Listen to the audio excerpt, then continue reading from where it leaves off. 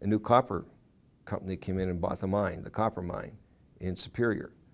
Got together with the mayor, got together with the private businesses in the town of Superior and the major employer.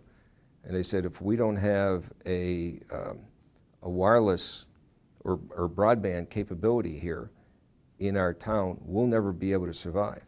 And they're making major investments in that mine. So they went to the Arizona Department of Commerce, they went to the Government Information Technology or Telecommunications Agency, and to the Arizona Telecommunications Information Council, and they said, can you help us? And the Indian communities actually assisted as well, because the Indian communities here that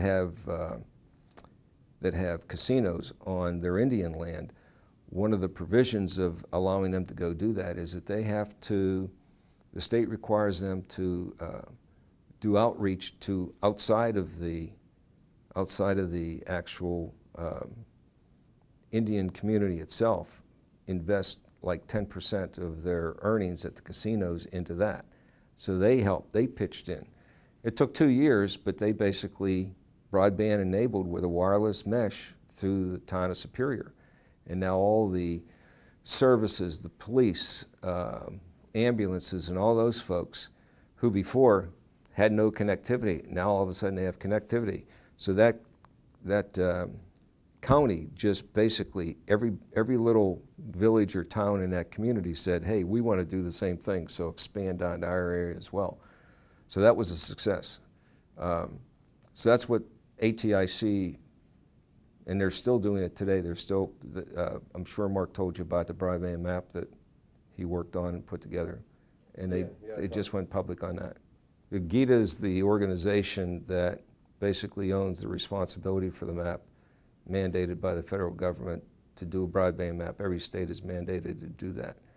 And then Mark Goldstein was one of the contractors that helped do the facilitation of it.